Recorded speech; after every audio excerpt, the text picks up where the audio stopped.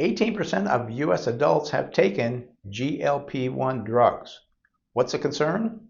Well, the price of GLP-1 drugs have come down and roughly 18% of adults in the US are now using them. But there are other considerations outside of just weight loss. These drugs came out to treat type 2 diabetes and obesity, not as a lifestyle change to lose 20 or 30 pounds.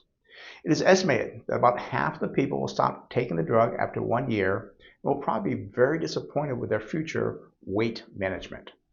Studies have shown that when people stop taking the drug within about a year and a half, they regain most of the weight they lost. Now, studies also show that the weight gain comes 4 times faster than those who lost weight through normal dieting.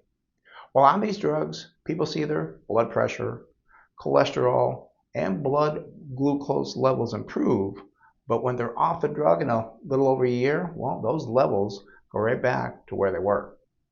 Kevin Hall, he is a former senior investigator at the National Institute of Health, and he's also a specialist in nutrition.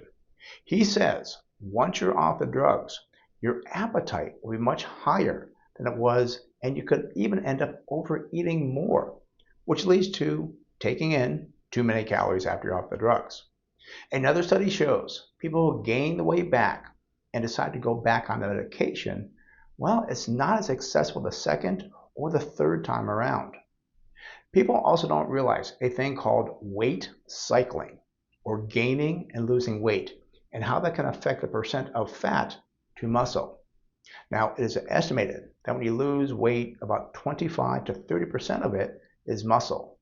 But the sad part is, when you have the weight gain after you're off the drugs, it's unfortunately more fat you're gaining than muscle. So, as you can see, this is not a good cycle or a good plan for 10 to 20 years. If one thinks it's a good idea, just stay on these drugs for life, what's the problem?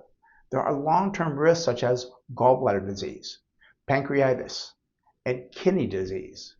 The kidney damage is one that really worries me because as you get older and you have more pain, you may want to take a pain reliever like Advil or ibuprofen.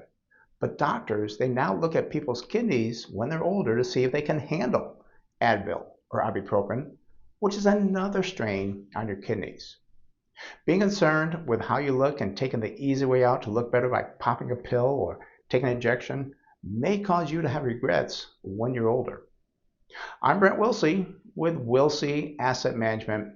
If you like these videos, be sure to give a like or comment, and feel free to check out our other YouTube videos and weekly newsletter for the latest economic news, expert analysis, and market insights.